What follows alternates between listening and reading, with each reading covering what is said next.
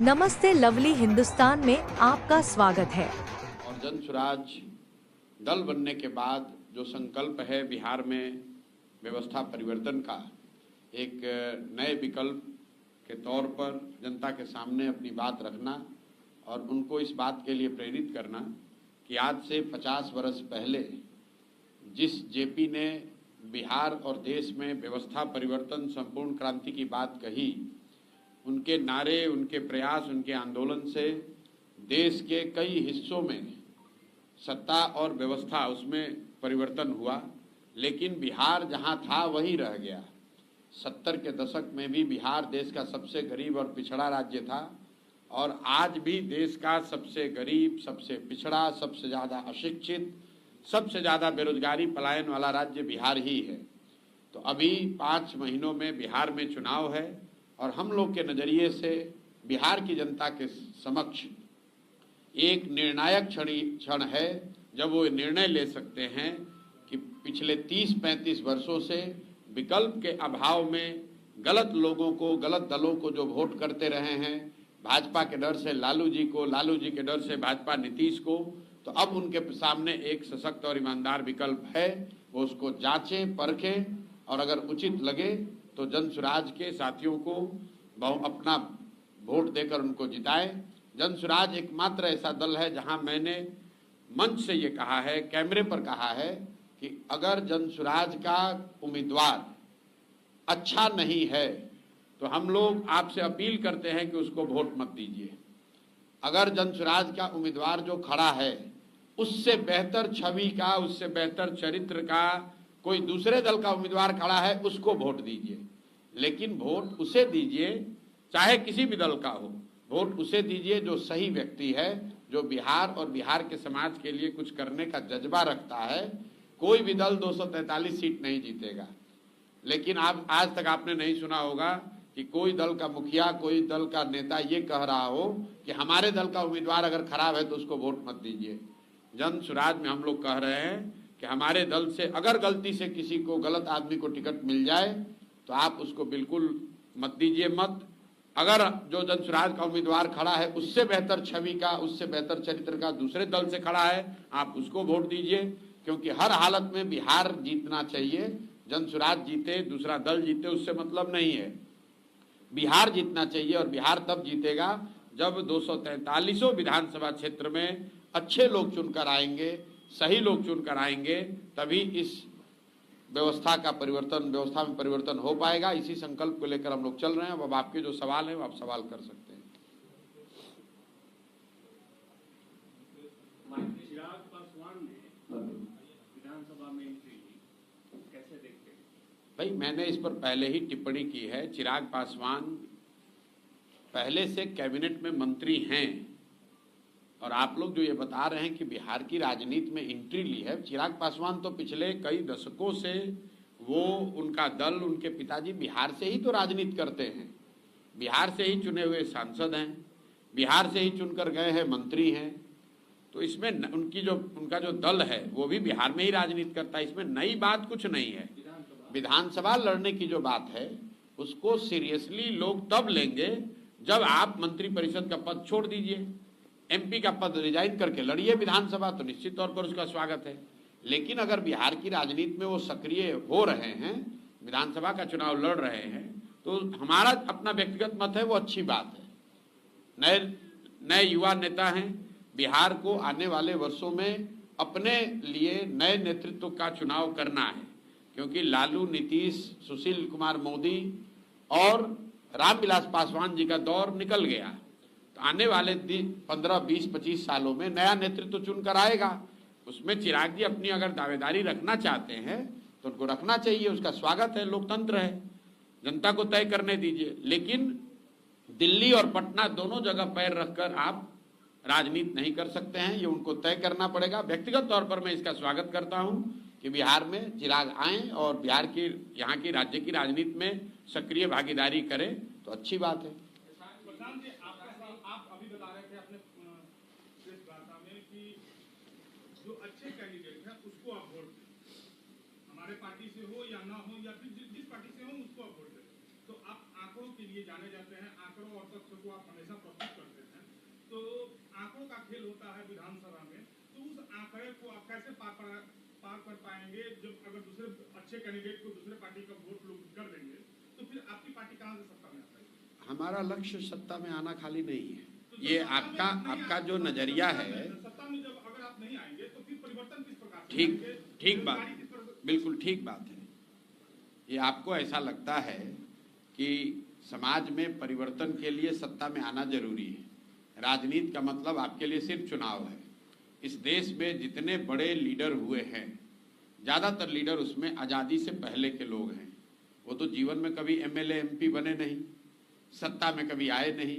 तो क्या समाज के परिवर्तन में, समाज को दिशा देने में, समाज का आवाज बनने में उनकी कोई भूमिका नहीं है? राजनीति जो है वो सिर्फ चुनाव नहीं है। चुनाव भी उसका एक बहुत महत्वपूर्ण पहलू है। बहुत मजबूती से चुनाव लड़ा जाएगा, चुनाव जीता भी जाएगा। लेकिन प्रशांत किशोर के लिए सिर्फ चुनाव लड़ना जीतना ही राजनीति नहीं है। जो पीछे छूट गए उन लोगों को सही रास्ता दिखाना, उनका हाथ पकड़ना भी राजनीति है। जिसकी आवाज दब गई उसकी आवाज बनना भी राजनीति है। समाज में जिसकी कोई मदद नहीं कर रहा है उसकी मदद के लिए खड़ा होना भी राजनीति है। राजनीति का मतलब सिर्फ ये नहीं है कि येन केन प्रकारेण किसी तरह चुनाव जीत लिया जाए। अगर वही होता तब तो वो काम हम 10 साल से कर ही रहे थे। येन केन किसी भी तरह चुनाव जीतना, ये काम तो हमने 10 बरस किया है और रोज मन से स्वीकार करते हैं कि वो करके लोगों को जिताकर ये अनुभव किया कि नहीं, सिर्फ सत्ता में लोगों को ला देने से, पार्टियों को, नेताओं को चुनाव जिता देने से समाज में व्यापक परिवर्तन नहीं हो सकता है। उस चीज से सीखें और सीखने के बाद जो अभी हम प्रयास कर रहे हैं उसका उद्देश्य ये नहीं है कि बस 10, 20, 25, 50, 100, 150 एमएलए जीत जाएं। मैं तो रोज कहता हूं कि भाई अगर एमएलए 150, 200 जीत भी जाए, जन स्वराज की सरकार बन भी जाए, तब भी बिहार नहीं सुधरेगा।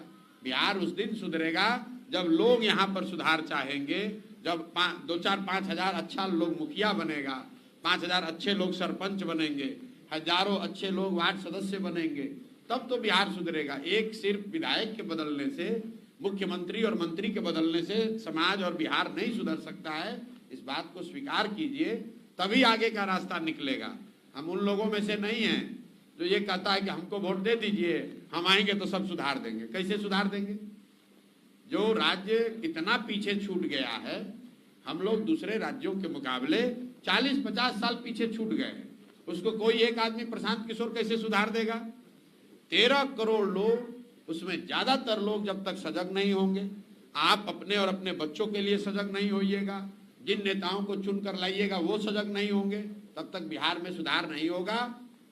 आंकड़ों की बात अलग है और समाज में सुधार अलग मुद्दा है। आंकड़ों से कौन जीतेगा कौन हारेगा जब चुनाव होगा वो देखा जाएगा। लेकिन हम 3 बरस से घूम रहे बिहार में और आप सब मीडिया के बंधु हैं। आप हमको कोई मेरा बाइट दिखाइए, कोई भाषण दिखाइए जहां मैंने लोगों को कहा है कि सब आदमी हमको वोट दीजिए। हम तो उल्टी बात कर रहे हैं कि भाई जिसको वोट देना है दो, लेकिन एक बार अपने बच्चों की चिंता करो, अपने बच्चों के पढ़ाई रोजगार के लिए वोट दो। जब लोग उसके लिए वोट देंगे तो वोट चाहे जनसुराज को दें या भाजपा को दें या राजद को दें, कांग्रेस को दें, जदयू को दें, सुधार अपने आप होगा। रोज हम सिखा रहे हैं लोगों को। लोगों ने मंदिर के लिए वोट दिया तो मंदिर बना, लोगों ने बिजली के लिए वोट दिया, बिजली आई, लोगों ने सिलेंडर के लिए वोट दिया, सिलेंडर बटा, लोगों ने जाति के लिए वोट दिया तो जाति की चर्चा सरेआम आप देख रहे हैं। लोगों ने जिस बात के लिए भी वोट दिया है, मैं तो लालू जी का मन से सम्मान करता हूं, मन से कहता हूं कि लालू जी के राज में और कुछ हो या नहीं, जो पिछड़े समाज के, वंचित समाज के लोग थे उनको आवाज मिली, लालू जी का ये दावा है। तो जिस आवाज के लिए वंचित समाज लालू जी के साथ खड़ा हुआ तो निश्चित तौर पर उस समाज को मिला। लेकिन उस वंचित समाज को, पिछड़े समाज को यह भी देखना है कि जिस समाज को लालू जी ने आवाज दी उस समाज के बच्चों के पढ़ने की व्यवस्था नहीं की, उस समाज के लिए भूमि सुधार का काम नहीं किया, उस समाज के नौकरी रोजी रोजगार के लिए पूंजी की व्यवस्था नहीं की। आवाज दिया और फिर कहा कि मेरे और मेरे बच्चों के लिए आवाज लगाते रहो, मुझे राजा मानकर चलो, और फिर अब जिस दशा में तुम जी रहे हो वैसे ही जी रहे हो। कौन दूसरा दल का आदमी होगा जो ये कह रहा हो कैमरे पर हमने कहा कि लालू जी घोषणा करें? अगर वो कहते हैं कि उनको यादवों की बहुत चिंता है तो जनसुराज ने कहा है कि बिहार में किसी काबिल यादव को आप लीडर घोषित कीजिए, अपने बच्चे को छोड़कर, अगर आप यादवों के हितैषी हैं तो अपने परिवार में किसी साथी, अपने परिवार परिजन को छोड़कर किसी यादव समाज के काबिल आदमी को आप बताइए कि बिहार का मुखिया ये होना चाहिए, जनसुराज उसकी मदद करेगा। आपके नजर में कौन है? भाई हमारी नजर में तो जो है उसको हम हमारे दल में है वो।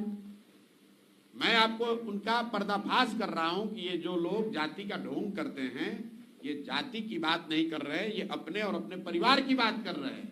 हम तो लालू जी को कह रहे हैं कि भाई आप राजद से किसी काबिल यादव आदमी, यादव समाज के लीडर को घोषित कीजिए कि यही आदमी चेहरा होगा, जनसुराज भी उसकी मदद करेगा, कोई दिक्कत नहीं है। लेकिन ये लोग कभी नहीं कर सकते हैं, ये सिर्फ अपने और अपने बच्चों से आगे, अपने घर वालों से आगे नहीं सोच सकते हैं। और यही बात समाज के सामने रख रहा हूं ताकि आप इस बात को समझिए। और सिर्फ लालू जी की बात नहीं है, जो जिस जाति का नेता होने का दावा कर रहा है, वो चाहे पंडित हो, भूमिहार हो, कुशवाहा हो, पासवान हो, यादव हो, वो नेता अपने और अपने परिवार की राजनीति कर रहा है। जाति में आप और हम उलझे हैं, नेता को अपने जाति की कोई चिंता नहीं है। लोगों को, नेताओं को अगर अपने जातियों की चिंता होती तो भैया हर जाति का आदमी यहाँ मुख्यमंत्री बना है। अगर अपने जाति के लोगों का भी कल्याण कर दिया होता तो कम से कम 50-60% बिहार के लोग तो सुधर गए होते। प्रशांत जी, आप अगर सत्ता में आते हैं तो ये जो लेबर स्टेट बिहार घोषित है और लेबर यहाँ से जाता है, उसको कितना % आपको? भैया ये आपके सवाल का इंतजार नहीं है। पिछले 3 बरस में सबसे पहले बिहार में पलायन ही सबसे बड़ी समस्या है। इस विषय को समाज के सामने जनसुराज ने रखा है, क्योंकि उससे पहले समाज ने यहाँ ये मान लिया था कि भाई नौकरी करना है तो बाहर जाना ये सामान्य प्रक्रिया है। यहाँ के नेताओं ने ये कहकर बार बार कि अगर बिहार के लोग बाहर नहीं जाएंगे तो महानगरों की व्यवस्था ठप पड़ जाएगी, इसको गौरव का विषय बना लिया था। ये सबसे पहले बिहार में जनसुराज ने कहा कि दिल्ली बॉम्बे में जाकर वहाँ का कूड़ा साफ करना, वहाँ सब्जी बेचना, वहाँ टैक्सी चलाना, ऑटो रिक्शा का काम करना, वहाँ के घरों में नौकरानी बनकर काम करना, ये बिहारियों के लिए गौरव की बात नहीं है। जब वहाँ पर कोई बॉम्बे में, दिल्ली में, तमिलनाडु में बिहार के लोगों को 2 थप्पड़ मार देता है, गाली देता है, तो यहाँ के नेताओं का बयान आप सुन लीजिए। नीतीश कुमार का बयान सुनिए, तेजस्वी का बयान सुनिए, लालू जी का बयान सुनिए। ये लोग क्या कहता है, ए भाई बिहार के लोगों को बॉम्बे में मत मारो, नहीं तो अगर बिहार के लोग नहीं रहेंगे तो बॉम्बे में साफ सफाई की व्यवस्था ठप पड़ जाएगी, वहाँ सब्जी नहीं बिकेगी। हम लोग कह रहे हैं भाई कोई गौरव की बात है? हम लोग बिहार के लोग कोई बॉम्बे का कूड़ा कचरा साफ करने के लिए पैदा हुए हैं। काम कोई खराब नहीं है, कूड़ा निकालने वाला काम भी सम्मान का काम है, लेकिन बाल बच्चों का पेट चलाने के लिए मजबूरी में लोग जाकर बॉम्बे, दिल्ली में अगर सब्जी बेच रहे हैं, अगर वहाँ ठेला लगा रहे हैं या वहाँ पर टैक्सी चला रहे हैं, तो ये बिहारियों के लिए गौरव की बात नहीं है। गौरव की बात तब होती जब हम लोग वो सब्जी बिहार में पैदा करते और यहाँ से रेफ्रिजरेटेड ट्रेन से वो सब्जी दिल्ली बॉम्बे जाता, तब हम लोग को यहाँ आमदनी भी होती, यहाँ रोजगार भी मिलता। और दिल्ली बॉम्बे में कोई बिहार के लोगों को अपमानित करता तो उसको हम लोग कहते कि अगर बिहारी कह के अपमानित करोगे तो तुम्हारा दूध, तुम्हारा सब्जी, तुम्हारा सामान यहाँ से रोक देंगे, तब बिहार का सम्मान होता। आपने कहा कि बिहार को लेबर स्टेट बदलने से आपका प्लान क्या है? पहले आप ये समझिए कि लेबर स्टेट है क्यों। यहाँ पर तो आप लोग सब पत्रकार बंधु बैठे हैं, मोदी जी का बहुत बड़े बड़े यहाँ पर लोग फैन बैठे हुए हैं, लोग पत्रकार भी और समाज भी। आप ये समझिए कि पिछले 15 साल से जिस बिहार में जाति से ऊपर उठकर लोगों ने मोदी जी को वोट दिया है, मोदी जी ने आज तक बिहार में एक फैक्ट्री क्यों नहीं लगाया? बिहार देश में कौन सा ऐसा उद्योगपति है जिसको मोदी जी अगर कह दें कि भाई तुमको छपरा में चीनी मिल लगाना है गोपालगंज में, और वो न लगाए, ऐसा किसका हिम्मत है? मोदी जी ऐसा क्यों नहीं कहते हैं? मनमोहन सिंह जी ने कभी ऐसा क्यों नहीं कहा? इसलिए नहीं कहा कि आपने ठीक कहा कि बिहार सरकार, दिल्ली सरकार और दिल्ली में बैठे लोगों के लिए, देश में लोगों के लिए लेबर का सप्लायर है। और अगर बिहार में फैक्ट्री लग जाएगी तो गुजरात में 10-12 हजार रुपया में 10 घंटा काम करने के लिए पंजाब में खेत काटने के लिए 10,000 रुपया में लेबर आएगा कहां से? इसीलिए यहां पर सरकार दिल्ली में कोई भी रहे वो बिहार में फैक्ट्री नहीं लगाते हैं, क्योंकि अगर यहां से मजदूरों का सप्लाई रुक गया तो कितने देश के हिस्सों में फैक्ट्रियों का जो लेबर कॉस्ट है वो बढ़ जाएगा, फैक्ट्री बंद नहीं होगी। ये मत समझिए कि गुजरात में लेबर नहीं है या तमिलनाडु में लेबर नहीं है। अरे भाई, तमिलनाडु में भी तो लेबर है, लेकिन तमिलनाडु के फैक्ट्रियों में, कोयम्बटूर में जो तमिल लेबर है वो 25,000 रुपया लेता है, और बिहार का गरीब बच्चा जाता है वो 12,000 14,000 में काम करता है। इसीलिए तो आप देख रहे हैं कि तिरुपुर में, कोयम्बटूर में, सूरत में लाखों बच्चे बिहार के काम कर रहे हैं। क्यों कर रहे हैं? क्योंकि इतने कम पैसे पर काम करने वाला दूसरा कोई नहीं है, और ये लेबर के लिए नहीं है। मान लीजिए कि गेहूं पंजाब में होता है तो सरकार क्या चाहेगी कि गेहूं का उत्पादन पंजाब में बंद हो जाए? नहीं चाहेगी, क्योंकि उससे देश में संकट हो जाएगा, गेहूं कम हो जाएगा। एक दौर था जब पूरे देश में गेहूं अगर चाहिए तो आपको पंजाब से गेहूं लेना है।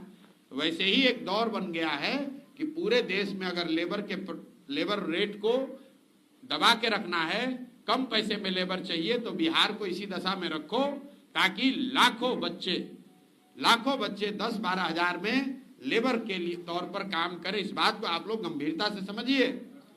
कश्मीर में टनल बनता है, आप सुनते हैं आतंकवादी घटना हुई, मजदूर मारे गए, उसमें ज्यादातर बिहार के हैं।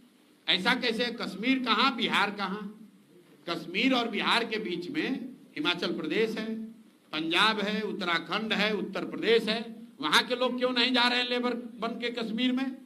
क्योंकि बिहार का गरीब आदमी गोली का डर रहते हुए भी कश्मीर में जाकर 15,000 में काम कर रहा है।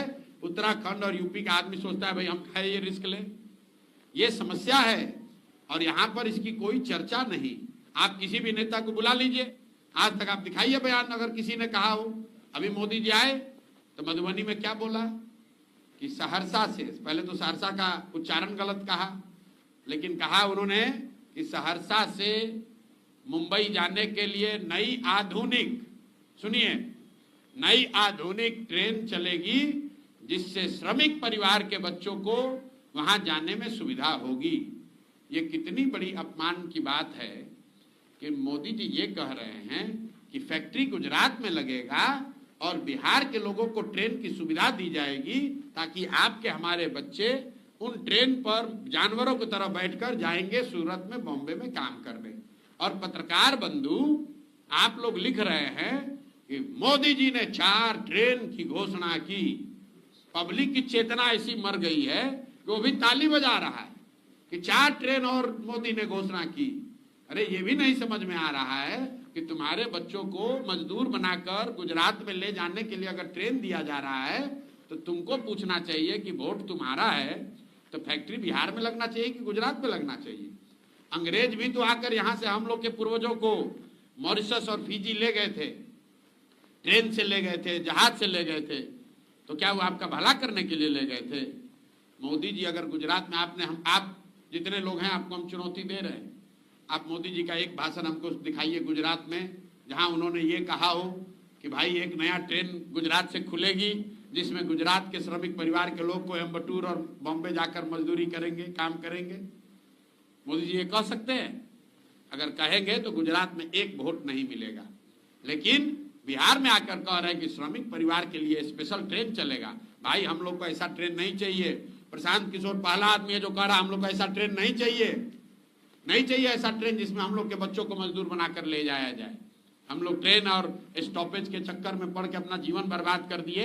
यहाँ नेता यही कहता है कि भैया ट्रेन के नेताजी काम क्या किए हैं, तो ट्रेन का स्टॉपेज 2 मिनट करवा दिए। यही काम है उनका, यही योगदान है समाज में कि भैया पहले गाड़ी हफ्ता में 2 दिन चलता था, अब 3 दिन चलने लगा। इसी में लोग 5 वर्ष वोट दे रहा है। इसका हम लोग विरोध करते हैं।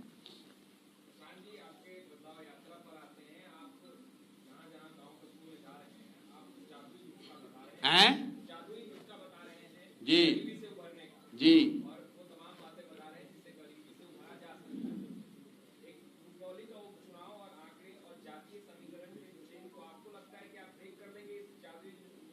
मेरे भाई, हम जादुई नुस्खा क्या बता रहे हैं?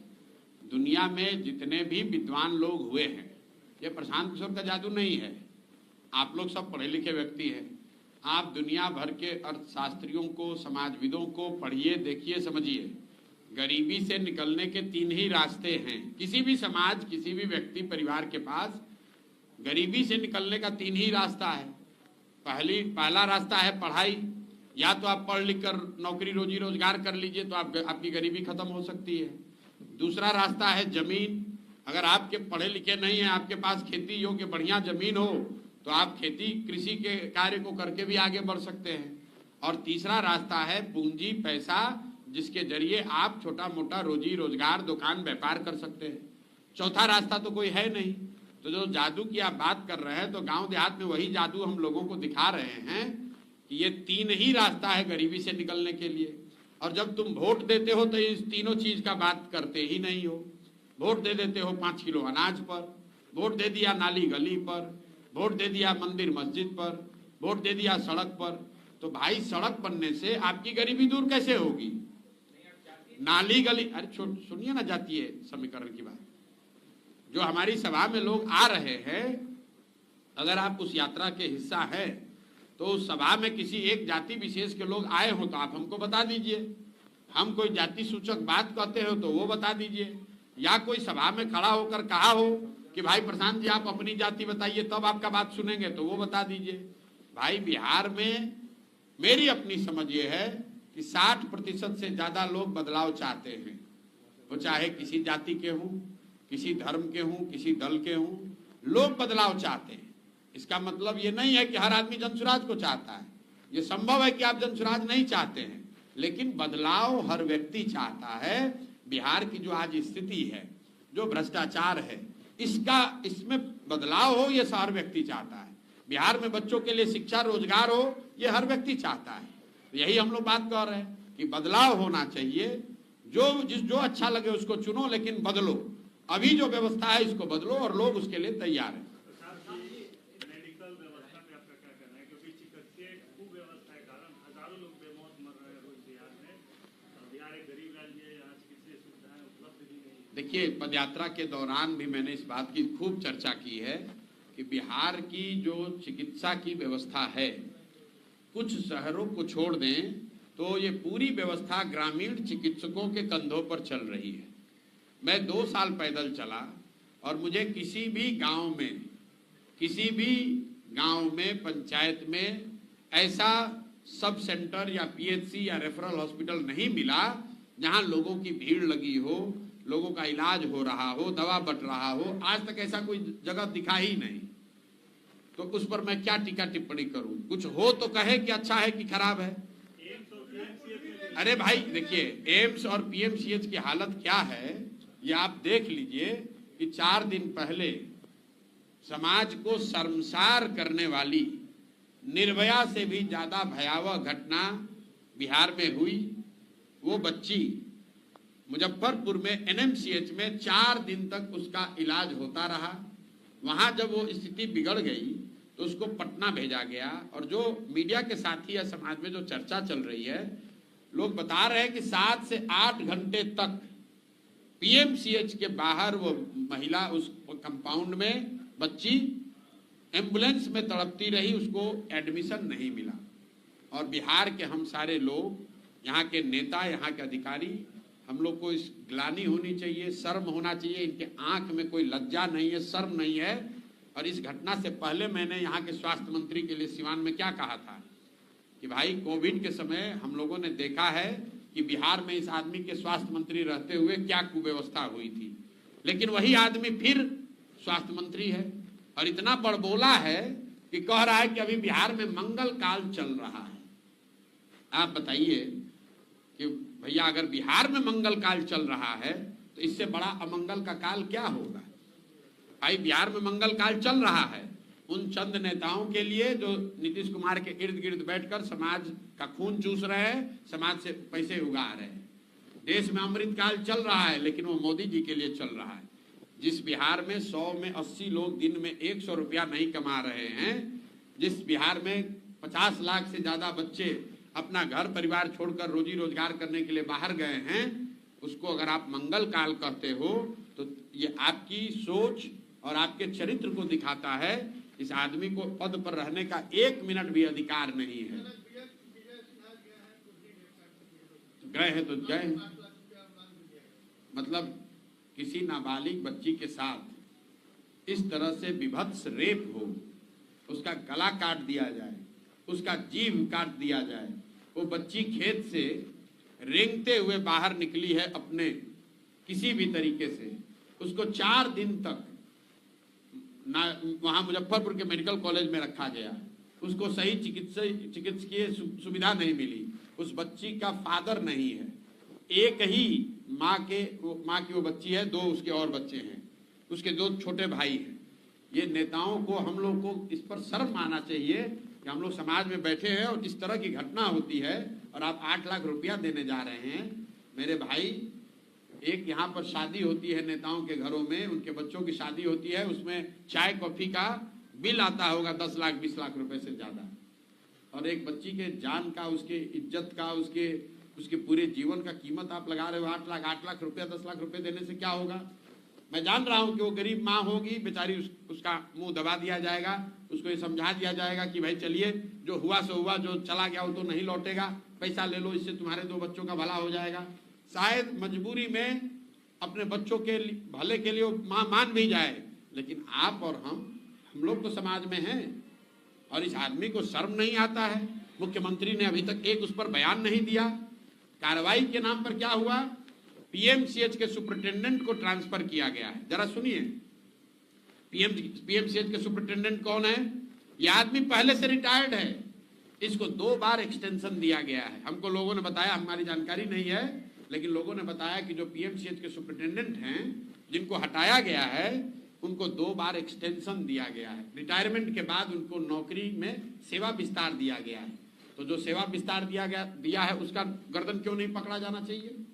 भाई, आप रिटायर आदमी को बिहार के सबसे बड़े हॉस्पिटल में सुपरिटेंडेंट बनाए हो और अगर उसको दोषी ठहरा रहे हो तो किसने वहां बैठाया था उसका भी तो गला पकड़ो। तो बिहार में स्वास्थ्य मंत्री जो बनता है वो सबसे पहले सूची बनाता है कि कौन डॉक्टर का प्रैक्टिस कितना चल रहा है, और उस डॉक्टर का इतना दूर ट्रांसफर करता है कि हर 6 महीना पर जाकर उसको 5 लाख 10 लाख रुपया वो डॉक्टर साहब दें। सबको अस्पताल और चिकित्सा व्यवस्था से थोड़ी मतलब है। आप असंवेदनशीलता की हालत देखिए कि मुख्यमंत्री ने एक बयान नहीं जारी किया है इस पर। एक निर्भया का मामला हुआ था, पूरा देश हिल गया, पूरा देश हिल गया। उससे भयावह घटना बिहार में हुई है और कोई उस पर संज्ञान लेने वाला नहीं है। पीएमसीएच के सुपरिटेंडेंट को हटा दिए, बस बात हो गई।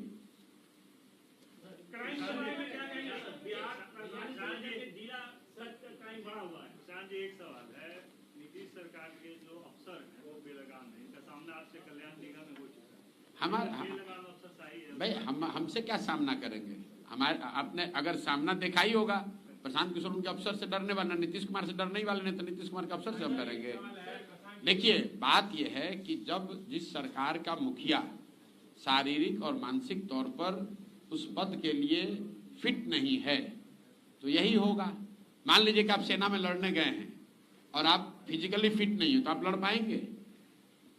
बिहार के मुख्यमंत्री के तौर पर नीतीश कुमार शारीरिक और मानसिक तौर पर फिट नहीं है उस पद पर रहने के लिए, और ये बात हम डंके की चोट पर कह रहे हैं, कैमरे पर दावा कर रहे हैं कि अगर है दम तो मेडिकल सर्टिफिकेट जारी कर दीजिए। लोग हम कोई किसी पर इल्जाम लगाते हैं तो कहता है कोर्ट में ले जाएंगे।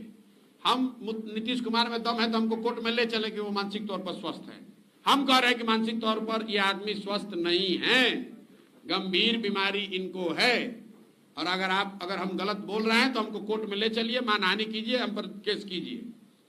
नीतीश कुमार गंभीर मानसिक बीमारी से जूझ रहे हैं, वो मुख्यमंत्री पद पर रहने के स्थिति में नहीं है। जिस व्यक्ति को प्रधानमंत्री का नाम भूल जा रहा है, जो व्यक्ति, उसको आप समझ रहे हैं कि वो बिहार की समस्याओं को निपटाएगा। जिस व्यक्ति को अपना नाम भूल जा रहा है, जिस व्यक्ति को यह नहीं पता चल रहा है कि अभी राष्ट्रगान चल रहा है कि कोई कव्वाली गान बज रहा है। आप बताइए, किसी सामान्य परिवार का लड़का, अगर आपका बच्चा टीचर होता है, उसकी फिजिकल फिटनेस जांच होती है, उसका मेडिकल होता है, बिना मेडिकल के, बिना फिजिकल के टेस्ट के आपको नौकरी मिल सकती है। मुख्यमंत्री का फिजिकल फिटनेस कोई नहीं देख रहा है। और हम तो आपको कह रहे हैं, उनका एक मंत्री है, उगाही मंत्री, हमको कल कोर्ट में केस किया है हमारे ये कहने पर कि भाई समाज में चर्चा है कि इसने अपने बेटी का टिकट पैसा देकर खरीदा है, ये कहने पर जाके केस किया है।